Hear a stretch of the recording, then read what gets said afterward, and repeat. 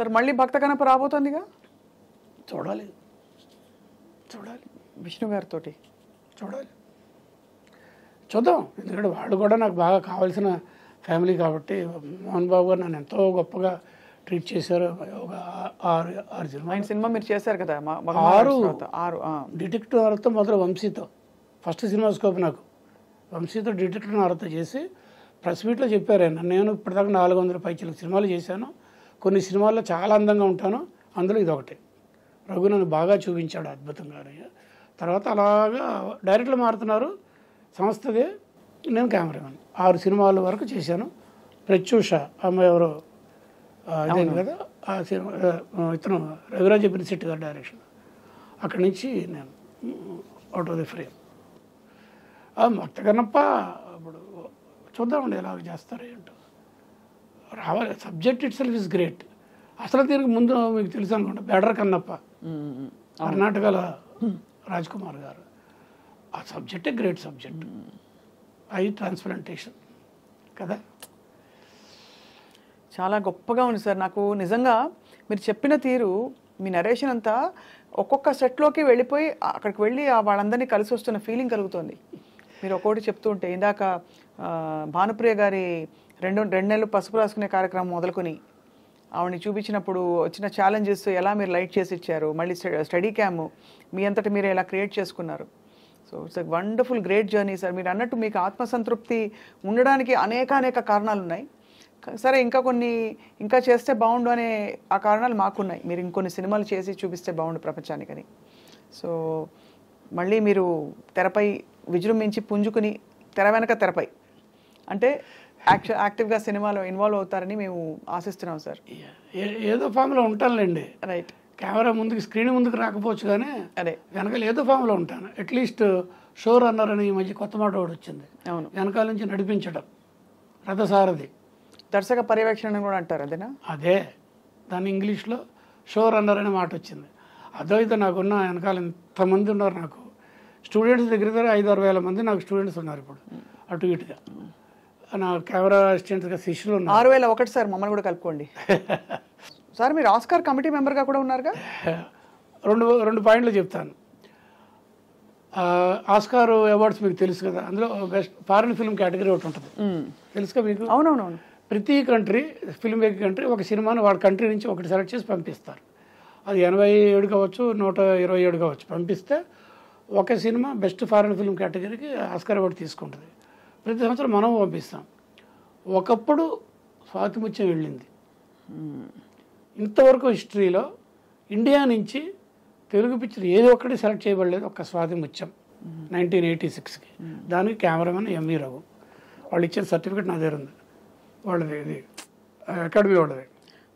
మొన్న 23 సంవత్సరంలో 2023లో Oscar award కమిటీలో, ఇండియన్ ఆస్కార్ కమిటీలో నేను మెంబర్ని. 14 మంది డిఫరెంట్ స్టేట్స్ నుంచి వచ్చిన దాంట్లో ఈ తెలుగు స్టేట్స్ నుంచి నేను ఒక్కడిని, 4 సినిమాలు తెలుగు సినిమాలు. సో మీరు అంటే సెలెక్ట్ చేస్తారా సార్ ఏవేవి పంపించవచ్చని? అవునండి, అన్ని సినిమాలు చూసి 40 పైచీలకు వస్తే వాళ్ళు ఫస్ట్ దీంట్లో వచ్చేసుకొని 24 సినిమాలు మేము చూసాం. అందులో మన తెలుగు సినిమాలు బలగంతో పాటు ఇలా అని చివరికి రకరకాల ఆర్గ్యుమెంట్లు, ఇది ఎందుకు చివరికి 2018 అక్కడ కేరళలో ఫ్లడ్స్ వచ్చినప్పుడు గవర్నమెంట్ ఫండ్ సపోర్ట్ లేకుండా జనాలే ఎవరికాళ్ళు ఇన్వాల్వ్ అయ్యి స్టేటస్ మర్చిపోయి, ఇది మర్చిపోయి, రిలీజన్ మర్చిపోయి అందరూ కలిసి కాపాడుకున్నారు. చాలా గొప్పగా ఉంటుంది, దానికి ఇచ్చాం. అది నాకు ఇట్స్ ఎ ప్రౌడ్ మూమెంట్ అనమాట. చాలా గొప్ప member of All India Oscar committee. Excellent sir. I hope మీ చేతుల మీదుగా మంచి ఎంట్రీస్ వెళ్ళి మనకి తప్పకుండా ఎందుకంటే తెలుగు చిత్ర పరిశ్రమ, భారతీయ చిత్ర పరిశ్రమ ఇప్పుడు చాలా గొప్ప కాంట్రిబ్యూషన్ ఇచ్చింది వరల్డ్ సినిమాకి కూడా. అందులో ఇప్పుడు కల్కి ఇంకా అక్కడికి వెళ్ళిపోయింది. బాగుంది సార్ అనమాట. చూసారా సార్ కల్కి? మీరు అంటే చూసారా అంటే అలా కాదు, చూసారా అని. అది దాని గ్లోరీ వింటున్నానండి, చూడలేదు కానీ సినిమా నేనండి ఒక వారం 10 రోజులు దాటితే కానీ చూడండి. ఎందుకంటే ముందు రోజుల్లో అసలైన సినిమా మనం చూడమండి, ఫ్యాన్స్ తాలూకు ఎమోషన్స్ చూస్తాం. టికెట్ తీసుకుని వచ్చి లోపల కూర్చొని ప్రతి దానికి విజిల్స్ చేసి చప్పట్లు కొట్టేసి గొడవ. అందుకని సినిమాగా చూడాలంటే కొద్ది రోజులు అవ్వాలి. అంతే సార్. రియల్ ఫిల్మ్ ఎంజాయ్ చేసే ప్రేక్షకులు అప్పుడు చూస్తా, అప్పుడు ఫ్యామిలీతో వెళ్ళి చూస్తాను అనమాట. ఇది ఎట్ టు సీ, బట్ దాని గురించి వింటున్నాను నేను. చాలా గొప్పగా చెప్తున్నారు కల్కి గురించి. ఎందుకంటే నా మిత్రుడే అశ్విని దత్, మేమంతా కలిసి కాలేజీలో చదివాం కదా. అవును సార్, అవును సార్. అతనిగా ప్రొడ్యూసరు, పెళ్లి కూడా కాలం కలిసి తిరుగుతున్న రోజుల్లో అతను ప్రొడ్యూసర్గా సినిమా కూడా చేశాను నేను. అశ్విని దత్ ప్రొడ్యూసర్గా బ్రహ్మరుద్రులు అని వెంకటేష్ కెరీర్లో సెకండ్ ఫిల్ము. ఫస్ట్దేమో రాఘవేంద్ర గారి సినిమా పాండవులు ఏదో, అవునవును. రెండోది ఇది అక్కినేని నాగేశ్వరరావు గారు ప్లస్ వెంకటేష్, అశ్విని దత్ మంచి ప్రియమిత్రుడు అప్పట్లో.